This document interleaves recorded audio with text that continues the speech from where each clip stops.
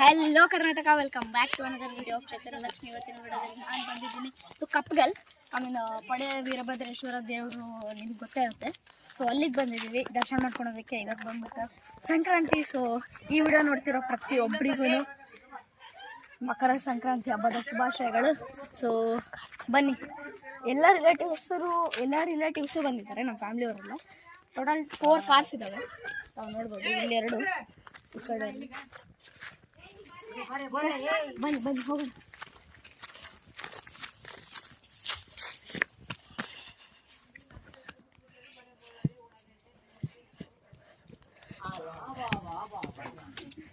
ತುಂಬಾ ಇದೆ.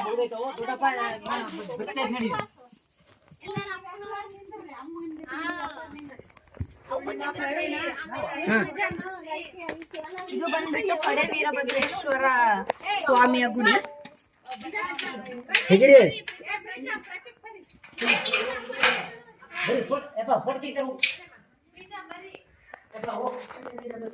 ನೋಡ್ಬೋದು. 3, 2, 1.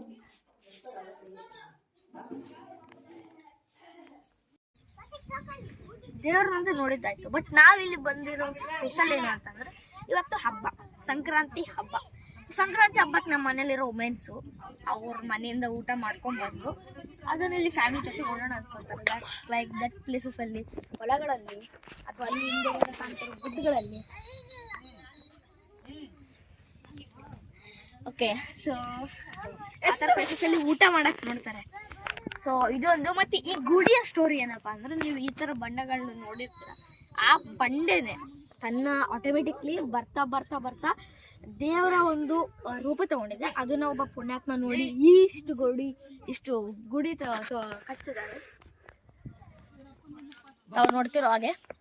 ಓಕೆ, ಸೊ ಆದ್ಮೇಲೆ ಇದು ಮೊದಲು ಏನಿದ್ದಿದ್ದಿಲ್ಲ, ಇದು ಓಂ ಇದೇನಿದೆ ಅದೆಲ್ಲ ಇದ್ದಿದ್ದಿಲ್ಲ. ಪೇಂಟ್ ಗೀಂಟ್ ಏನಿದ್ದಿದ್ದಿಲ್ಲ. ಇದು ಮೊನ್ನೆ ಆಗಿದೆ. ಮತ್ತೆ ಇವಾಗೆ ಜಸ್ಟ್ 2 to 3 seconds ಅಲ್ಲಿ ಈಗಿನ ತಾತವ್ರು ಬಂದಿದ್ರು, ಪೂಜಾರಿ ಅವ್ರು ಬಂದಿದ್ರು. ಈಗಿನ ಊಟ ಮಾಡ್ಕೊಂಡು ಜಸ್ಟ್ ಹೋದ್ರು. ಸೊ ನಾವು ಅವಾಗೆ ವಿಡಿಯೋ ಮಾಡಬೇಕಿತ್ತು, ಬಟ್ ಸಿಗಲಿಲ್ಲ. ಇರಲಿ, ನೆಕ್ಸ್ಟ್ ವಿಡಿಯೋದಲ್ಲಿ ನೀವು ಅವ್ರಿಗೆ ತೋರಿಸ್ಬೇಕಂದ್ರೆ 1 ಆದರೂ 2 ಲೈಕ್ ಸಾಕು, ಮಾಡಿಬಿಡಿ. ಸೊ ಊಟ ಮಾಡೋ ಅವ್ರಿಗೆ ಬನ್ನಿ ತೋರಿಸ್. ಇಲ್ಲಿ ಗಣಪನ ದರ್ಶನ ಮಾಡ್ಕೊಂಬಿಡಿ.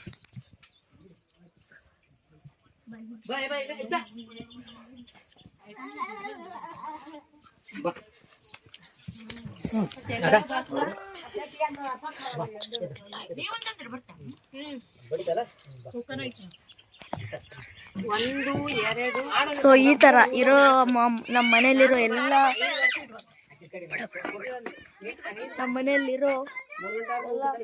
ಅಮ್ಮವರು ಅಜ್ಜಿಯರು ಈ ತರ ನೋಡಿ.